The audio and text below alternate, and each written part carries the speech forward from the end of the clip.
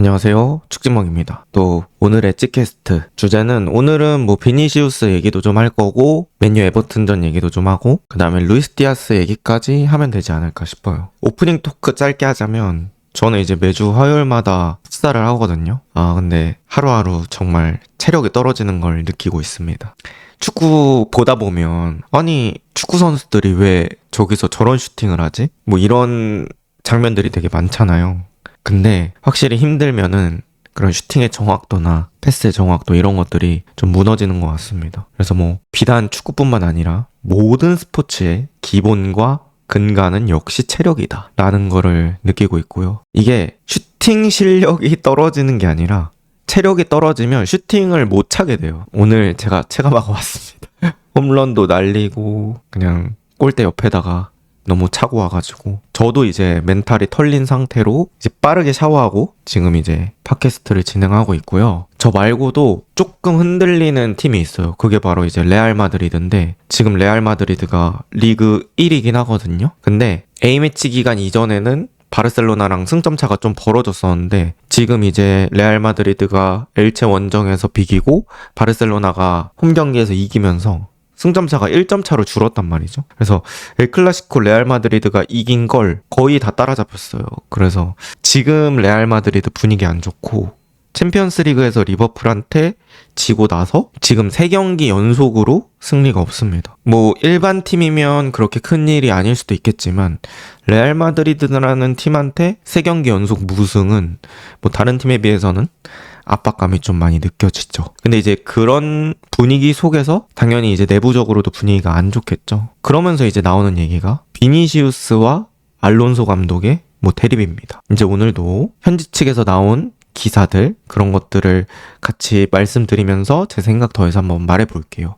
이 마리오 코르테가나라는 사람을 레알 마드리드 팬분들이나 이제 라리가 쪽 보시는 분들은 꽤 익숙한 이름이실 거예요.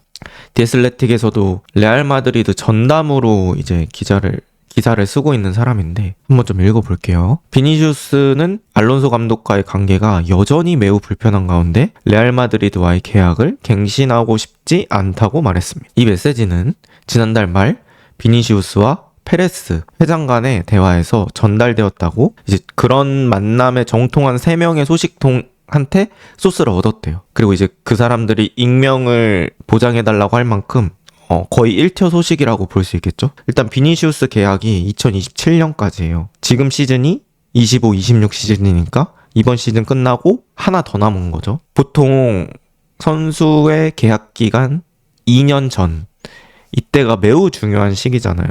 그리고 이제 1년 정도 남았을 때는 사실 판매하는 측에서도 자개로 풀릴 수 있으니까 좀 압박감이 있는 상태로 하기 때문에 이 2년 전의 시기가 되게 중요합니다. 근데 이제 비니시우스 당연히 이제 레알 마드리드 입장에서는 비니시우스 너무 잘하다 보니까 재계약을 원하겠죠. 그래서 연장 협상은 1월에 시작되었지만 양측이 합의에 도달하지 못하면서 중단되었습니다. 이렇게 얘기를 했습니다. 그리고 뭔가 이 사건에 되게 중심이 되는 그런 사건이 바로 이제 엘클라시코전이었죠. 그때 레알 마드리드가 2대1로 이겼어요. 근데 이제 비니시우스가 모든 필드 플레이어 중에서 저는 폼이 제일 좋았다고 생각하는 경기였거든요.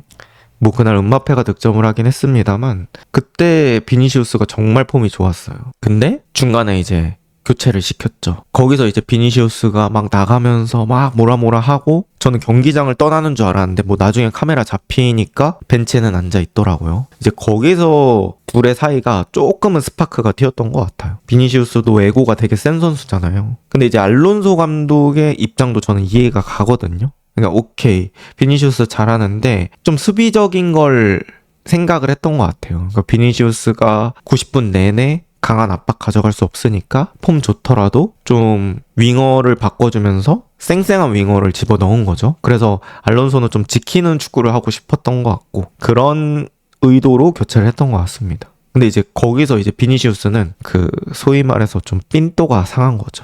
그러면서 이런 얘기를 했다고 합니다. 그는 72분 교체된 이후에 경기장을 뛰쳐나가며 언제나 나야 팀을 떠날 거야. 떠나는 게 낫겠어. 떠날 거야. 이렇게 외쳤다고 합니다. 그러니까 자꾸 나를 빼는 거야, 이런 얘기를 하는 거죠. 그래서 비니시우스는 그 사건이 좀 컸었나 봐요. 그리고 이 사건 이전에도 한 번의 또 스파크가 있었다고 합니다. 그러니까 이러한 긴장의 기원은 7월 9일 클럽 월드컵 준결승에서 레알 마드리드가 파리한테 0대4로 패한 데서 유래했습니다. 그러니까 그때 이제 패배하면서 완전히 뭐 거의 발렸잖아요, 레알 마드리드가. 제가 기억하기로는 그때 이제 레알 마드리드의 실수로 좀 경기가 망가졌던 그런 경기였던 것 같은데, 그때 이제 알론소는 그 경기에서 비니시우스를 벤치에 앉힐 계획이었지만 아놀드의 부상으로 결국 계획을 변경해야 했고 비니시우스는 선발 출장했습니다. 다만 그가 선호하는 왼쪽 윙어 자리가 아닌 오른쪽 윙어 자리에서 뛰었습니다. 그러니까 비니시우스는 왼쪽에서 뛰고 싶은데 나를 오른쪽에 뛰게 하니까 이제 거기서부터도 기분이 안 좋았나 봐요. 근데 이제 여기서 조금 제 사견을 넣자면, 이 정도까지 만져줘야 되는 선수라면 너무 다루기 힘들지 않을까라는 생각이 들긴 합니다. 뭐 계속해서 오른쪽 윙어로 출전시킨 게 아니고 저런 상황상 왼쪽으로 넣은 게 아니라 잠깐 오른쪽으로 넣었는데도 여기서부터 이렇게 삔또가 나와버리면 되게 컨트롤하기 힘들 것 같아요.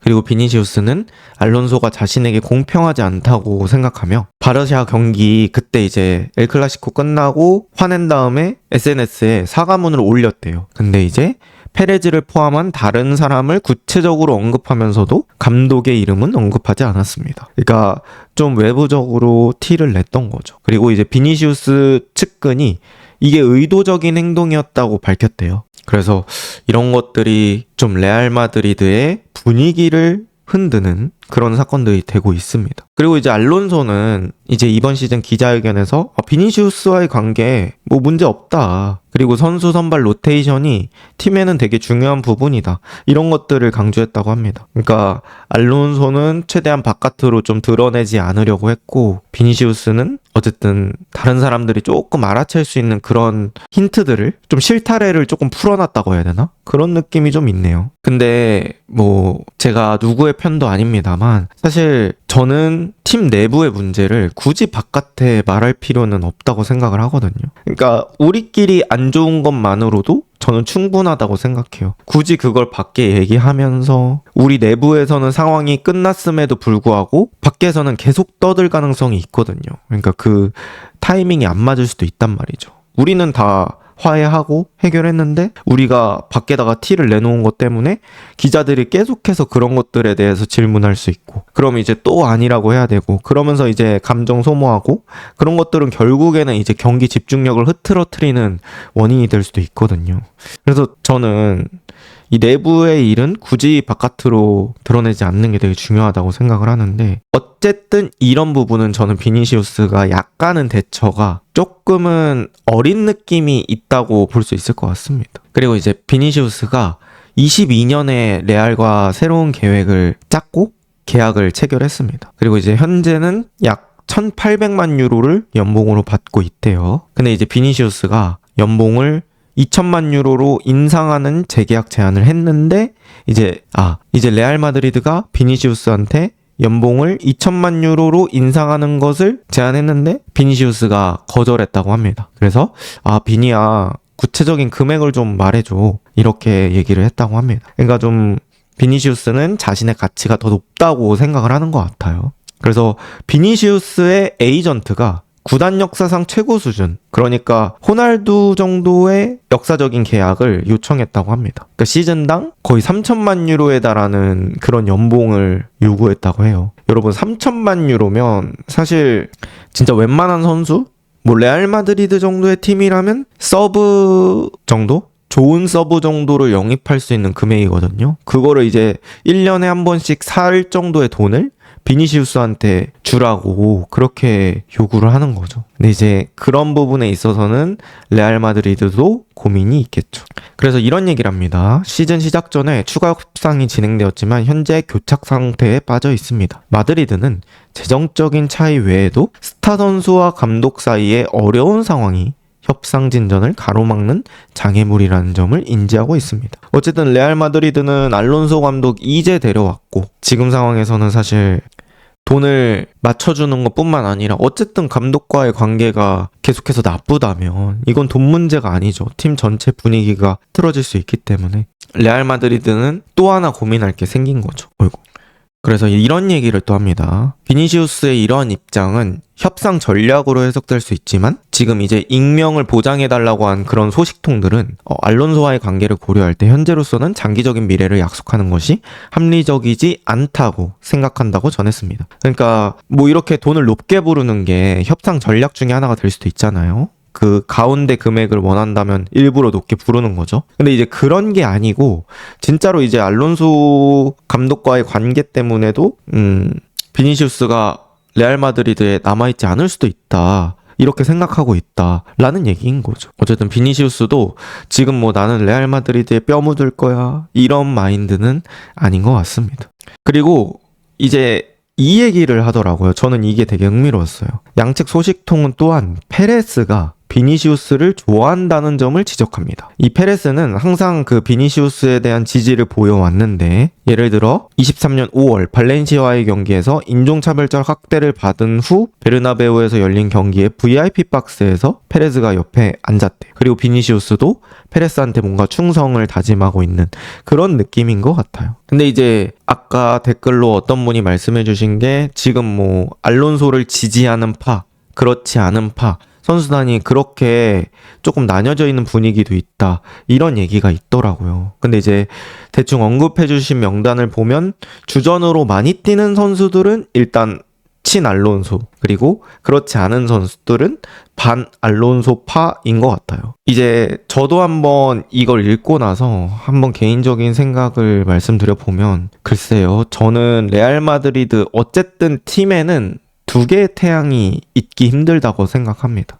물론 비니시우스가 플레이적인 측면에서 뭐 음바페를 무시하면서 욕심 많은 플레이를 했던 건 아니에요. 비니시우스 이타적으로 플레이하는 건 맞는데 제가 생각했을 때는 이런 식으로 계속해서 선수단에 불화가 생긴다면 저는 음바페를 선택하는 게 맞지 않을까 싶거든요. 뭐 둘의 실력 뭐 이런 것들도 있겠지만 저는 사실 비니시우스의 이런 행동들이 언제든 다시 터질 수 있는 도화선이 될 수도 있다고 생각해요. 그러니까 아까 언급드린 부분, 뭐 클럽 월드컵에서 상황상 어쩔 수 없이 오른쪽 윙어로 내보냈는데 거기서 불만을 표출하고 이런 부분들은 사실 경기를 하다 보면 시즌을 치르다 보면 너무 자연스럽게 일어날 수 있는 그런 상황들이거든요. 발베르데도 물론 이제 속으로 불만이 있겠지만 사실 발베르데가 오히려 진짜 레알 마드리드한테 고마울 정도로 여러 포지션 땜빵하고 있고 그런 거에 비하면 비니시우스는 되게 원하는 자리 맞춰주고 있거든요. 그래서 저는 그런 부분들 때문에라도 만약에 둘 중에 하나를 선택해야 된다면 알론소를 선택하는 게 맞다고 보여집니다. 사실 요새 들어서 레알 마드리드가 경기력이 안 나오는 거는 맞아요. 제가 오늘 이제 공차로 가기 전에 일체전을 좀 보고 갔어요. 근데 알론소 감독이 백스리로 나왔더라고요. 그러면서 백스리로 나왔는데 생각보다 경기를 주도하지 못했어요.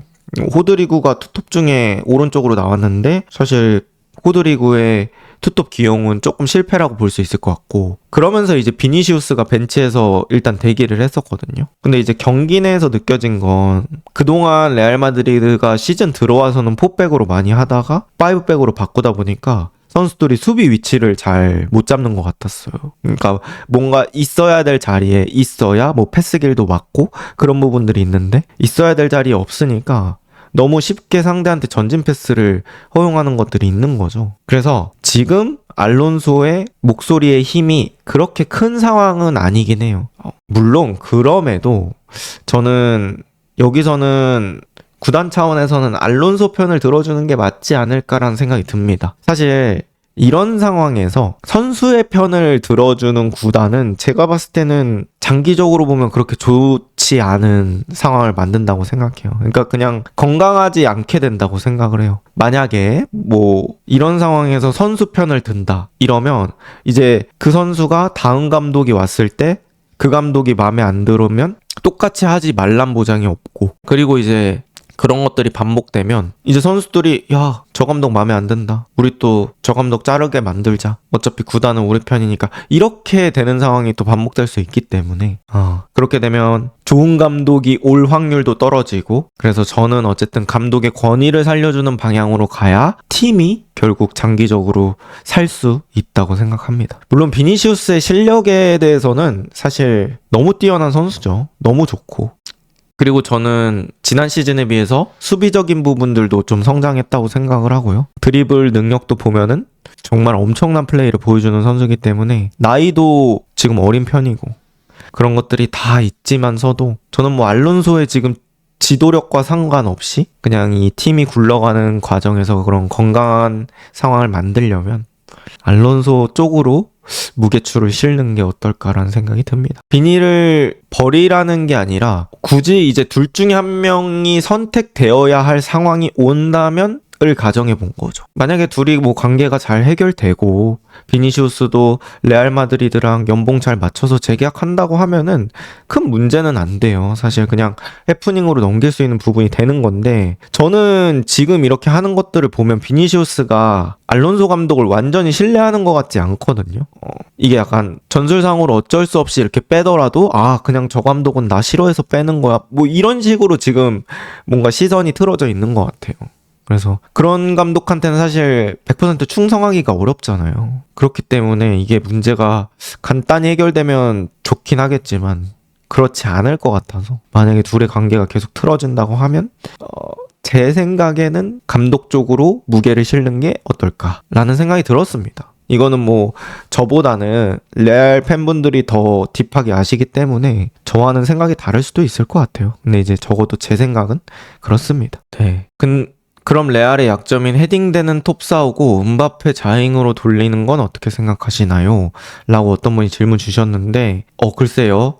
일단 음바페가 어디에 뛰고 싶은지가 중요할 것 같아요. 근데 음바페가 그 최근 몇 년간 커리어에서는 뭔가 한 위치에 픽스된 느낌이 아니거든요.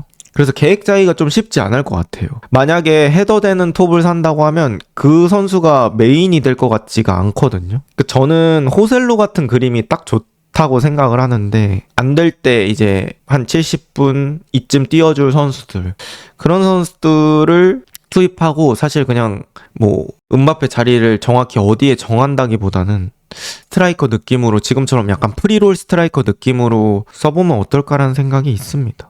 곤살로라는 선수가 있긴 한데, 곤살로는 완전 타겟터 느낌보다는 저는 음바페 조력자 같은 느낌 많이 들었어요. 수비 분산시켜주고 인자기 같은 오프더볼 움직임 보여주고, 키에 비해서 뚝배기를 잘 따는 건 맞습니다. 근데 아예 그런 유형의 스트라이커는 아니어서, 그리고 이제 클럽 월드컵에서 되게 잘하긴 했지만 어쨌든 레알 마드리드에 맞는 정도의 재능인지는 더 검증이 필요하기 때문에 완전히 곤살로를 플랜 A로 가져가기는 또 레알 마드리드가 고민이 될 것 같아요. 그냥 이거는 제 개인적인 생각은, 저는 라리가 보면은 레알 마드리드를 상대하는 팀들, 바르셀로나를 상대하는 팀들 보면 좀 톱 괜찮은 선수들 있거든요. 덩치 크고. 그러니까 그런 선수를 플랜 A로 가는 게 아니기 때문에 거기서 한번 찾아보는 것도 어떨까라는 생각이 있긴 합니다. 이적료 크게 안 주고, 서브로 사용할 선수 한 70분, 80분에 투입해도 불만을 가지지 않을, 대신 음바페랑 완전히 스타일이 다른 그런 선수가 오면 딱 좋을 것 같긴 해요. 그리고 이제 아주 따끈따끈한 또 레알 마드리드의 추가 기사가 나왔습니다. 이제 마리오 코르테가나가 또 기사를 썼어요. 이게 몇 시간 안 된 기사인데 제가 한번 말씀드려 보겠습니다. 일요일의 경기의 여파부터 시작해 보겠습니다. 결과에 대한 내부 반응이 눈에 띄게 나타났기 때문입니다. 지난 시즌 승격팀 엘체는 단연 우세한 팀이었습니다. 아마도 경기에서 승리할 자격이 있는 팀입니다. 하지만 지금 레알 마드리드 공기 중에는 되게 비관적인 분위기가 느껴진다. 시즌 초반에는 기대감이 컸는데 어쩌면 지금은 그게 우리에게 불리하게 작용하고 있는 것 같습니다. 즉각적인 결과를 얻는 건 거의 불가능하고 이 클럽의 기대 수준은 정말 엄청납니다. 저는 이게 또 레알 마드리드의 감독이 견뎌야 되는 그 왕관의 무게라고 생각하거든요. 그러니까 3경기 무승 다 진 건 아니잖아요. 3연패가 아니고 리버풀한테 한 번 지고 무승부 2번 했는데 그렇게 되니까 계속 A가 나오는 거죠. 그리고 사실 두 경기 다 경기력이 그렇게 좋진 않았습니다. 처음에 이제 경기가 라요 바이에카노전이었거든요. 그 라리가 2연전 중에 하나가 라요가 빡세긴 해요. 거기도 잘하는 선수들이 있긴 한데 근데 레알 마드리드가 거의 오른쪽 측면, 그러니까 라요의 오른쪽 측면 라티우라는 선수가 있거든요. 그 선수가 레알 마드리드의 왼쪽을 정말 탈탈 털었습니다. 그때 이제 카레라스도 그렇고 하위선도 정신 못 차리고 그런 장면들이 되게 많았기 때문에 그 경기 비기긴 했지만 레알 마드리드가 되게 불안하다 이런 얘기가 나올 수밖에 없었거든요. 그런데 그러고 나서 이제 엘체전을 간 건데 이제 아놀드가 복귀했거든요. 그래서 아놀드를 같이 써보려고 저는 백스리로 전환했다고 생각을 하거든요. 근데 그 백스리 선택이 결국에는 실패처럼 나오면서 레알 마드리드 분위기가 너무 꺾였습니다. 그래서 일단은 분위기가 안 좋은 상황이에요. 뭐 비니시우스랑 사이 안 좋은 것도 그렇고 경기가 잘 안 된 것도 그렇고 여러 가지 일이 겹치고 있습니다. 1군에 가까운 소식통에 따르면, 그러니까 1티어 소식통에 따르면 마드리드의 헤비급 선수 중 몇몇이 엘체에서의 결과에 화를 내며 반응했다고 합니다. 그러니까 선수들도 그 엘체전이 되게 마음에 안 들었던 거죠. 그리고 이제 알론소가 이런 질문을 계속 받나 봐요. 지금 선수단 분위기는 어떠냐? 지금 갈등이 있냐? 이게 바로 단점이죠. 내부적인 이야기가 바깥으로 흘렀을 때 단점이에요. 이거는 고스란히 감독과 어떤 인터뷰하는 선수들, 여론 이런 것들에 부정적인 영향을 많이 미치죠. 그래서 또 알론소가 대답을 했습니다. 관계가 개선되고 있어요. 시간도 많고 연락도 많이 하죠. 서로를 더 잘 알게 됐어요. 우리는 모두 같은 배를 타고 있어요. 승리할 땐 좋지만 승리하지 못하면 고통받습니다. 그러니까 이렇게 자꾸 대답을 해야 되는 게 감정 소모가 계속 있는 거죠. 감독도 사람이기 때문에 이런 부분에 또 흔들리는 것들이 있을 수 있습니다. 그리고 이제 알론소는 사실 이런 일이 처음은 아닙니다. 왜냐면 마드리드 더비 때 5대2로 졌거든요. 사실 그 경기가 좀 충격적이었어요. 요새가 아니라 이번 시즌 아틀레티코 마드리드가 엄청 좋은 시즌은 아니기 때문에 이렇게까지 대패를 할 줄 몰랐는데 뭐 거의 정신없이 두드려 맞았죠. 레알 마드리드가. 그러니까 그런 풍파를 한번 겪고 어떻게 다시 끌어올렸는데 지금 또 두 번째 파도가 오고 있는 상황입니다. 그래서 글쎄요, 레알 마드리드한테 결국엔 또 중요해지는 건 저는 챔피언스리그 경기일 것 같아요. 레알 마드리드가 목요일 올림피아코스 원정을 떠나게 되는데 일단은 뭐 당연히 축구적으로도 그렇겠지만 분위기를 위해서는 승리가 필요합니다. 승리하면 또 해결되는 부분들이 생길 수 있기 때문에 어쨌든 승리로서 분위기를 조금 바꾼 다음에 이 얘기를 더 진전시켜 봐야 되지 않을까 싶습니다. 솔직히 말해서 아놀드같이 패스 좋은 풀백 자원이 레알에 정말 필요했을까 싶기도 하고 차라리 레알한테는 수비력 좋은 풀백이 더 좋지 않았을까요? 뭐 그 말씀도 충분히 맞는 얘기입니다만 제가 생각했을 때 전성기에 그런 유니크한 플레이 스타일을 가진 선수를 거의 공짜로 영입할 수 있다. 참을 수 있을까요? 저는 뭐 그런 단점이 있으면서도 참지 못했을 것 같습니다. 그리고 이제 사실 아놀드가 지금 레알 마드리드에서 많은 경기를 뛴 건 아니기 때문에 아직 뭐 수비적으로는 조금 더 체크를 해봐야 됩니다. 뭐 큰 미스가 있었다까지는 저는 아니라고 생각을 해서 그리고 저는 어쨌든 아놀드라는 선수는 뭐 리버풀에 있든 레알 마드리드에 있던 장점을 얼마나 뽑아주는지가 좀 중요하다고 생각을 해요.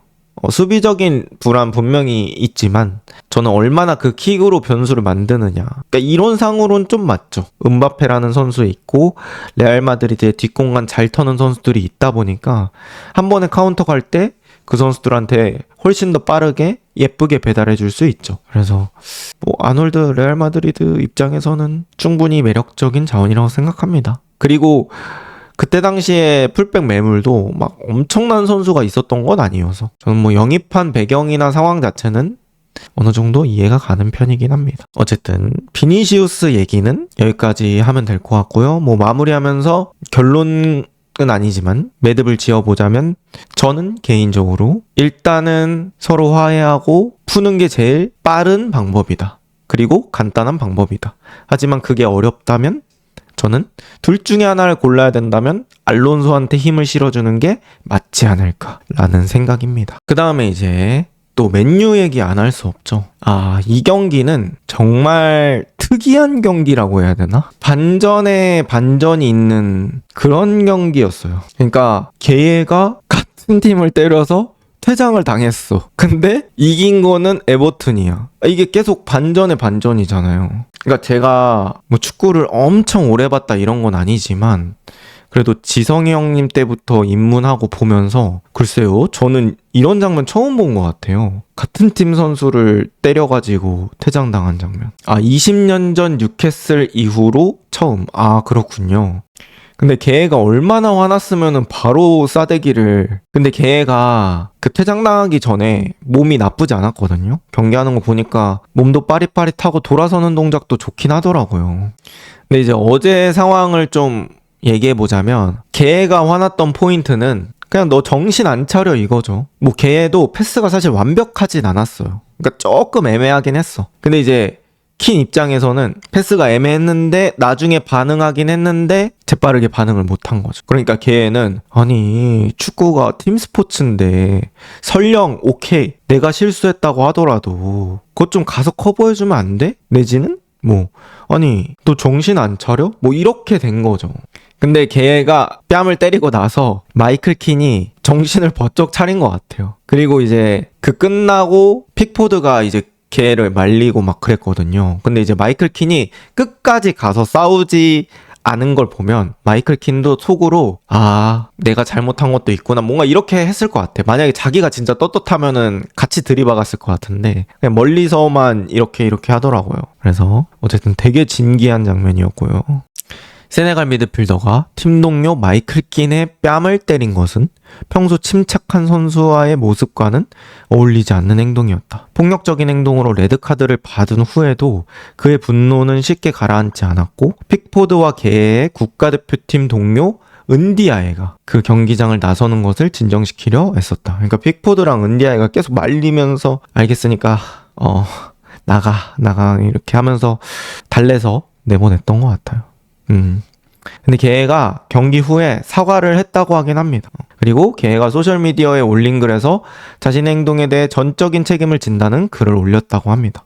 사과문을 되게 깔끔하게 작성했네요. 이번 일은 제가 어떤 사람이고 제가 지지하는 가치를 반영하지 않습니다. 감정이 격해질 수는 있지만 그런 행동을 정당화할 수는 없습니다. 다시는 이런 일이 일어나지 않도록 하겠습니다. 이유 불문 잘못했습니다. 플러스 재발 방지 약속까지. 네, 사과문의 정석이죠. 어쨌든 뭐 이러니 저러니 해도 사실 축구하다 보면은 서로 의견이 안 맞는 일은 너무 많잖아요. 근데 거기서 또 폭력으로 이어지는 거는 어쨌든 그 본질을 해치는 거기 때문에 네 말이 맞든 내 말이 맞든 그것보다는 때리면 이제 아예 논점이 달라지는 거기 때문에 저 걔가 잘못했다고 봐야겠죠. 이거는 이제 구단 차원에서 징계가 나갈지가 좀 주목이 될 것 같습니다. 근데 모예스 감독은 약간 그럴 수도 있다는 식으로 얘기를 했더라고요. 그리고 아모림도 그 이후에 인터뷰했는데 우리 팀 선수들도 싸웠으면 좋겠다 막 이렇게 얘기하더라고요. 그러니까 그만큼 열정을 보여라, 야망을 보여라 뭐 이런 맥락으로 얘기를 했겠죠. 모예스가 이렇게 얘기했습니다. 서로에게 도전장을 내민 게 좀 짜증나긴 했지만 그들이 저를 아껴준다는 걸 보여줬기 때문에 꽤 기뻤습니다. 그러니까 디애슬레틱이 조금 약간 돌려 말하기 내지는 문학적인 표현을 쓰는 것 같은데 어쨌든 뭐 그만큼 승리로 인해서 싸운 거니까 더 잘하려고 싸운 거니까 모예스는 긍정적인 각도에서 보는 것 같아요. 그리고 투지를 강조하는 것 같습니다. 근데 사실 그 게예가 퇴장당한 건 오케이예요. 근데 이제 저는 맨유가 사실 10명이 내려앉아도 뚫긴 힘들어요. 그거는 뭐 맨유뿐만 아니라 퇴장당한 팀이 마음 먹고 내려앉으면 사실 뚫는 게 쉽진 않거든요. 근데 이제 문제는 뭐냐면 저는 맨유가 실점한 부분이 많이 포커싱이 되더라고요. 사실 실점을 절대 하면 안 됐어요. 골은 못 넣더라도. 실점하니까 에버튼은 더더욱 내려앉을 명분이 생기는 거죠. 동기부여도 되고. 근데 실점하는 장면 보면은 두 명이 한 명한테 지는 게 너무 많이 나옵니다. 처음에 그릴리시한테 은베모하고 마즈라위 공략당하고 그 다음에 이제 듀스버리올한테 브루노 요로 대응 못하고 더리우트 살짝 늦게 나오고 뭐 그런 것들이 엮여져서 실점을 했기 때문에 사실 그거는 저는 맨유가 예방할 수 있는 실점이 아니었을까라고 생각을 하거든요. 그래서 그런 부분들은 저는 좀 상당히 아쉽게 봤습니다.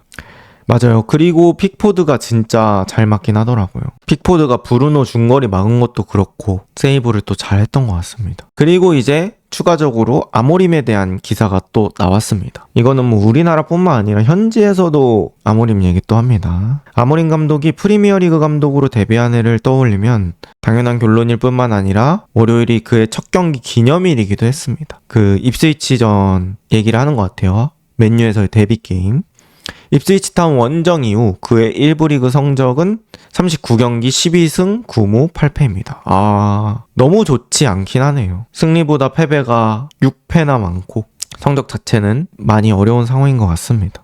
그리고 이제 이 기록이 되게 놀라운 기록이죠. 놀랍게도 프리미어리그 역사상 상대 선수가 퇴장당한 후 올드트래포드에서 맨유가 패배한 것은 이번이 처음이었습니다. 그러니까 뭐 무승부 게임은 있었을 수도 있을 것 같은데 패배한 거는 그러게요. 저도 상상이 잘 안 가네요. 그동안에 또 OT가 엄청 세기도 했고 약간 상대가 어떻게 보면은 맨유가 잘 뛰어놀 수 있는 판을 만들어줬는데 이거는 뭐 맨유가 유도했다기보다는 진짜 말 그대로 자기들끼리 분란이 생겨서 퇴장이 된 거라 맨유가 이 기회는 정말 잘 챙겼어야 됐는데 맨유 입장에서는 정말 치명적인 패배가 됐고요. 현지에서 이런 얘기를 합니다. 이번 시즌 6번째로 유나이티드는 점유율을 앞지르면서도 승리를 거두지 못했습니다. 그러니까 이번 시즌에 점유율 앞선 게임이 6번째란 얘기죠. 38개의 크로스는 이번 시즌 가장 많은 크로스였으며 이는 2014년 2월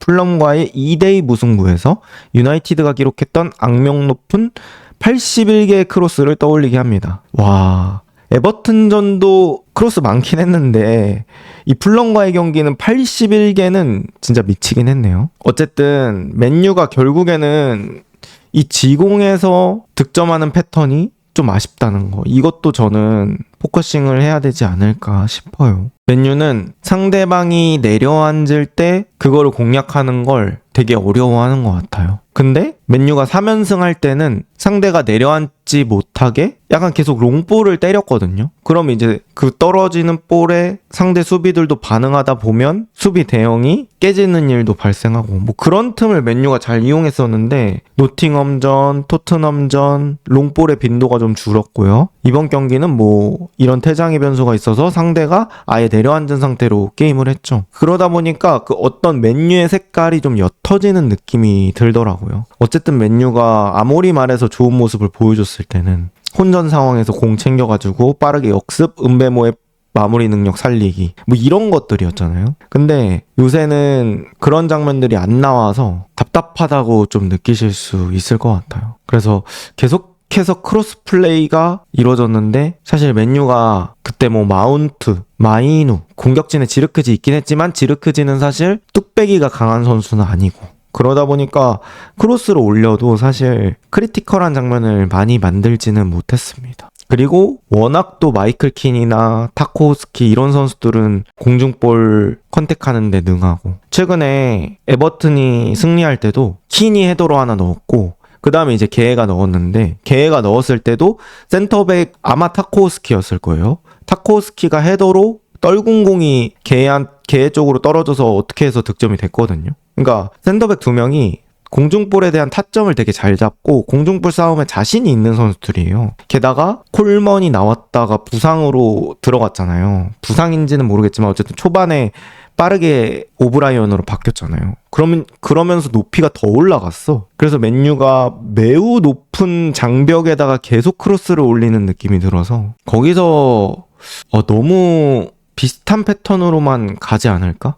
이런 생각이 좀 많이 들더라고요. 그리고 이제 이 얘기를 합니다. 아모림은 10명을 상대로 전술을 바꾸지 않고 3명의 센터백을 고수했다는 점에서 상당한 비판을 받을 것입니다. 하지만 이는 그의 3-4-3 포메이션이 몇 주 만에 처음으로 지속적으로 그리고 실질적으로 비판을 받는 사례가 될 것입니다. 그러니까 그동안은 이겼으니까 얘기를 안 했다 이런 의미로 얘기한 것 같아요. 그는 유나이티드가 패배하면 전술이 비판받지만 경기력이 좋아지면 무시된다고 불평합니다. 그의 주장은 일리가 있습니다. 내가 이길 때는 내 포메이션 뭐라고 안 하면서 왜 내가 지니까 그때만 내 포메이션으로 뭐라 하냐, 이런 얘기를 아모림이 한 거죠.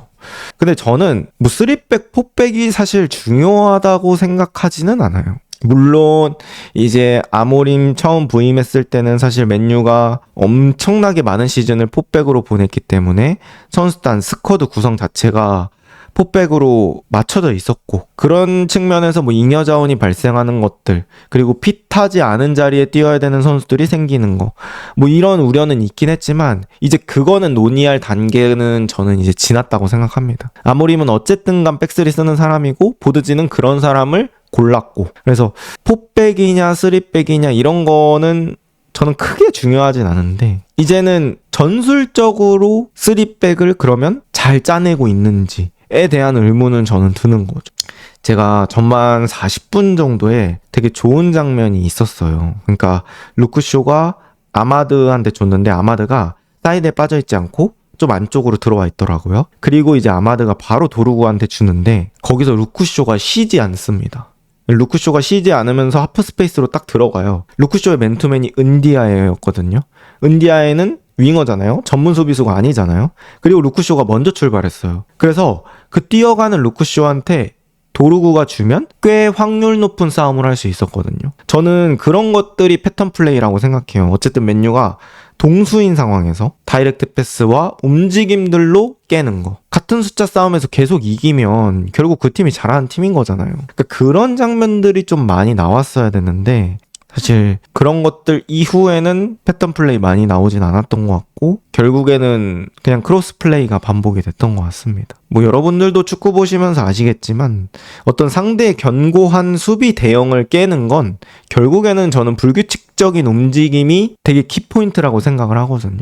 윙어는 윙어 자리에 있고 사이드백은 사이드백 자리에 있고 뭐 미드필더는 미드필더 자리에 있고 이러면 사실 저는 막는 상대가 되게 편해진다고 생각을 하거든요. 근데 여기서 리스키한 플레이를 해야 결국 내려앉은 걸 깰 수 있기 때문에 그런 것들이 저는 오히려 오늘 더 보여졌어야 된다고 생각을 합니다. 얼마나 좋은 기회예요. 상대가 10명이니까 리스키한 플레이 해볼만 하잖아요. 상대는 어쨌든 한 골 넣은 상태에서 수비 일변도로 임하고 있는데 근데 이제 그런 것들이 나오지 않았다는 거. 백스리 좋아. 백스리 좋은데 백스리에서도 뭐 투톱을 쓸 수 있고 뭐 변형을 가져갈 수 있는데 백스리 중에서도 3-4-3만 계속하니까 그런 것들에 대한 얘기가 뭐 현지 측에서도 나오는 것 같습니다. 그리고 이제 아모림이 패배한 뒤에 이런 얘기를 했다고 합니다. 우리가 있어야 할 지점에 근접하지도 못했다 라는 얘기를 했대요. 그러니까 아모림이 원하는 건 어쨌든 유럽 대항전 내지는 그보다 높은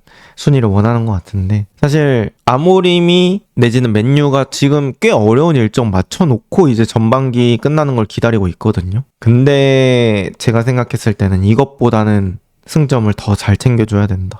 사실 프리미어리그 중위권도 승점 자판기가 아니죠. 본머스, 크리스탈 팰리스, 브렌트포드 뭐 이런 팀들 쉽지 않습니다. 거기에 뭐 아스톤빌라, 브라이튼 이런 팀까지 생각하면 사실 매경기가 전쟁이기 때문에 더 강해져야지 이제 유럽 대항전에 진출할 수 있는 그런 시대가 온 것 같습니다. 그래서 더 재밌기도 하고요. 그 다음 이제 제가 가져온 마지막 주제 루이스 디아스 얘기입니다. 지금 이제 리버풀이 좀 쉽지 않은 시간을 보내면서 약간 전 여친 느낌이죠. 루이스 디아스가 그런 거에 대한 기사인데요. 리버풀에게는 잊고 싶은 시즌이 될지도 모르겠지만 적어도 예전 선수 중 한 명은 성공하고 있습니다. 이게 루이스 디아스라는 거죠. 루디는 바이에른 뮌헨에 완벽하게 적응했습니다. 이 클럽은 이미 분데스리가 우승을 또 한 번 차지한 듯하며 6점 차로 앞서고 있고 챔스에서도 선두입니다. 그리고 이제 아스날과의 경기가 있는데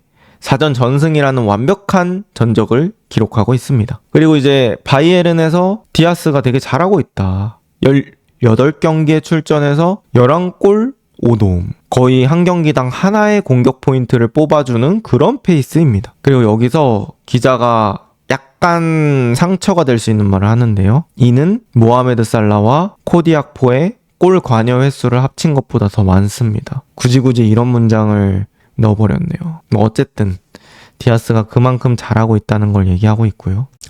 근데 저는 뭐 리버풀이 그때 디아스를 판 것도 충분히 이해가 됩니다. 뭐 당연히 리버풀 팬분들 입장에서도 그때 당시에는 팔아야 된다는 그런 생각이 결코 잘못했다고 생각하지 않으실 거예요. 이 얘기를 합니다. 물론 돌이켜보면 쉬운 일이죠. 리버풀이 7월 디아스를 6,560만 파운드에 영입하는데 합의했을 당시 이는 훌륭한 사업으로 널리 받아들여졌다는 점을 잊어서는 안 됩니다. 지금도 그 주장을 뒤집기는 어렵습니다. 당시 콜롬비아 출신인 그는 28살이었고 계약 기간 2년 남아 있었으며 무엇보다도 팀을 떠나고 싶어 했습니다. 이게 크죠. 사실 나이도 있고 계약 기간 남았는데 이렇게 안 하면 결국 또 재계약으로 가는 건데 거기에 이제 조타 사건도 있었죠.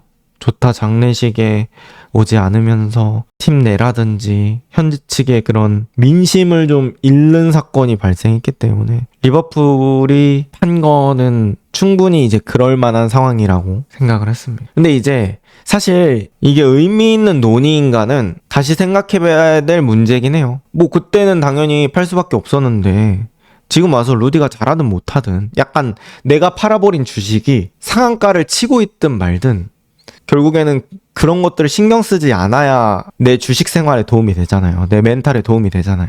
근데 이제 지금 리버풀 공격진들이 잘해주는 선수가 없고 또 디아스가 잘하고 있다 보니까 이런 얘기가 나오고 있는 것 같습니다. 이 사람도 얘기하네요. 리버풀이 만약 리그 선두를 달리고 아스날과 치열하게 경쟁하고 있다면 디아스의 이적은 뒷전으로 미뤄졌을 것입니다. 그러니까 디아스의 이적에 대한 얘기인 거죠. 리버풀 팬들은 뭐 독일에서의 그의 초기 활약을 보고 기뻐하겠지만 결국 논의는 거기서 끝나게 될 것입니다. 그래, 그러니까 리버풀이 지금 잘하고 있다면 뭐 디아스 그래 잘해라 이렇게 하겠지만 지금 그런 상황이 아니기 때문에 뭔가 디아스 얘기도 나오고 있는 것 같습니다. 근데 지금 디아스가 그리우면은 약간 그런 것 같아요. 그러니까 리버풀이 압박으로 갈지 그렇지 않은 걸로 갈지 명확하게 갈피를 못 잡고 있는 상황에서 디아스가 어쨌든 체력적인 부분이라든지 뭐 디아스한테 던져놨을 때 공을 되게 잘 운반해주면서 어떻게든 살려주고 뭐 이런 면들이 있었잖아요. 그래서 그런 에너제틱한 부분들이 리버풀한테 지금 필요할 수도 있을 것 같아서 그런 부분이 조금 그리운 거죠. 그리고 의외로 그 제로톱에 대한 이해도도 저는 좋았던 것 같고요. 근데 이제 디아스가 잘하는 거를 또 생각을 해보면 사실 지금 디아스 말고도 바이언에 되게 잘하는 선수가 많잖아요. 뭐 올리세라든지 칼도 잘하고 있고 그 다음에 케인도 있고 그러다 보니까 또 더 분산이 되는 것도 있는 것 같아요. 그리고 바이언이 리그에서는 독보적인 강팀이다 보니까 당연히 이제 리버풀에서의 그런 게임 레벨과는 조금 또 차이가 있을 수 있겠죠. 상황상. 네. 그리고 저는 뭐 루이스 디아스가 득점을 조금 놓치는 그런 상황이 있긴 하지만 뭐 전체적으로 실력은 정말 좋은 선수 중에 하나라고 생각을 하기 때문에 리버풀 입장에서는 잘 판 거죠. 잘 판 거긴 한데 팔 수밖에 없었긴 한데 어쨌든 디아스도 가서 나름 또 잘하고 있습니다. 뭐 사실 리버풀의 입장보다는 바이에른 뮌헨의 입장을 더 조명해보는 게 맞는 것 같아요. 바이에른 뮌헨은 어떻게 보면 약간 도박성 영입이었거든요. 그때 당시에 뭐 레앙도 접촉해보고 막 미토마 얘기도 나왔었잖아요. 근데 이제 레프트 윙을 결국에는 디아스로 픽스했는데 그래도 그 영입이 성공이 된 거죠. 저는 디아스가 콜롬비아 국가대표에서도 그렇고 그 뭐라고 해야 되지? 라인 타면서 2명 정도 끌고 가면서 공 살리는 거? 그런 것들이 진짜 예술이라고 생각하거든요. 그러니까 좀 어려운 공도 어떻게든 전진시키면서 앞으로 나가요. 근데 이제 골 장면에서 오히려 어려운 건 넣고 쉬운 거를 놓칠 때가 좀 있어서 그런 것들이 좀 아쉽긴 하죠. 뭐 어쨌든 이게 독일에서도 비슷한 얘기 하네요. 이번 시즌 많은 활약을 보여주긴 했습니다만 그의 마무리 실력은 독일 내에서 비판을 받고 있습니다. 같은 경기에서 그는 우니온 베를린 상대로 미친 골 하나 넣었죠. 슛의 XG가 0.03이었던 무각슛. 근데 더 쉬운 기회를 놓쳤다고 합니다. 그리고 그때 하키미한테 좀 너무 심한 태클 하면서 챔스에서는 못 나오기도 하죠. 그리고 이제 바이에른의 디렉터 있잖아요. 에베를. 이 사람이 이적에 매우 만족한다. 그의 집중력과 공격과 수비 모두에 항상 적극적으로 참여하는 그의 모습이 너무 좋다. 디아스가 근데 수비도 열심히 하긴 하죠. 수비 가담도 열심히 하고. 저는 디아스 지난 시즌 제로톱 때 되게 인상 깊게 봤어요. 근데 이제 디아스가 조금 더 좋은 선수가 되려고 한다면 사실 넌넛이 되면 좋겠죠. 넣을 수 있는 거는, 그러니까 쉬운 거를 더 잘 넣는 선수, 그런 선수가 진짜 좋은 선수가 될 수 있기 때문에 그게 이제 케인이긴 한데 어쨌든. 그리고 이제 리버풀 입장에서는 좀 디아스가 그리워지는 그런 자료가 있네요. 그러니까 리버풀이 파이널 서드에서 슬롯 아래서 덜 자주 공을 얻어낸다. 그러니까 쉽게 말해서 파이널 서드에서 상대한테 압박으로 공을 뺏어내던 게 좀 줄었다. 뭐 이런 식으로 얘기를 하고 있는 것 같아요. 그래서 그래프만 봐도 그런 횟수나 그런 것들이 좀 줄고 있긴 하죠. 그러니까 여기서 공격진의 구성 얘기도 할 수밖에 없을 것 같은데 그런 부분에서 디아스, 뭐 소보슬라이 이런 선수들이 보여줬던 전방 압박 이런 것들을 또 주목하고 있는 것 같습니다. 뭐 리버풀이 어쨌든 지금 선수단으로 압박으로 가든 안 가든 어쨌든 앞쪽에서 에너지가 떨어졌다는 거는 사실 부정할 수는 없는 거니까. 어쨌든 디아스의 얘기도 잠깐 해봤습니다. 그쵸. 공격수는 넌넛이 돼야 된다. 넣을 수 있는 거는 넣어줘야 된다. 저는 좋은 공격수는 약간 그런 공격수 같아요. 그러니까 스페셜 모음집 내지는 이번 시즌 골 장면 모음집, 거기에 쉬운 골만 있는 선수, 저는 그런 공격수가 좋은 공격수라고 생각합니다. 근데 이제 원더골만 있어. 사실 그런 공격수는 쉽지 않죠. 계획을 짜기가 되게 어렵죠. 어쨌든 루디도 또 다음 직장에서 자신의 몫을 보여주고 있다. 이렇게 볼 수 있을 것 같습니다. 오늘 찌캐스트는 여기까지고요. 제가 가능하면 비슷한 시간에 올려보도록 할 테니까 약간 또 운동하실 때나 운전하실 때, 이동하실 때 자주자주 찾아와서 들어주시면 감사하겠습니다. 좋은 하루 보내세요.